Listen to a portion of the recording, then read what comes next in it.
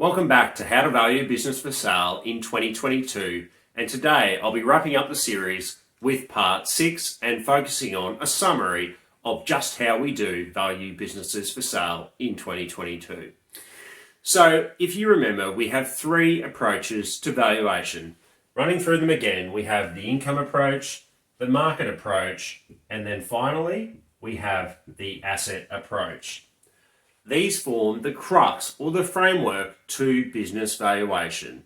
And in any business valuation, when we are forming what we call a conclusion or an opinion of value, all 3 of these approaches must be considered to identify the value of a business. So if you recall, in video 2, we looked at the income approach, which looks at the cash flows or the income to the business, and then identifies some measure of risk and then comes up with the value of the business using these cash flows. Looking then at the market approach, this is where we compare sales of other comparable assets, in this case businesses, to our subject business to identify the value of our subject company.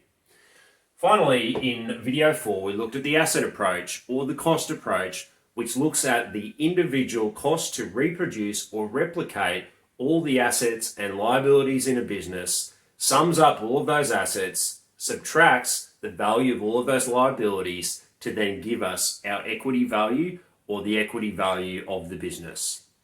So they are our 3 individual approaches to business valuation that are used across the park when valuing any subject company. Now, one thing I'd like to repeat, which I mentioned in video 1, is that we need to keep in mind that transaction price and value can be 2 very, very different things. At the end of the day, when we come to valuing a business, it is what we call an opinion of value, meaning 2 different valuers or 2 different people very much can come up with 2 different opinions of value for the same asset or the same business. Typically speaking, when we start valuing businesses that are more unique or different or have less comparable businesses to them, then the range of potential or plausible or defensible opinions of value can be much wider. The more generic an asset, the more likely that the range of values will be much narrower and that value will be much closer to an actual price if a transaction takes place.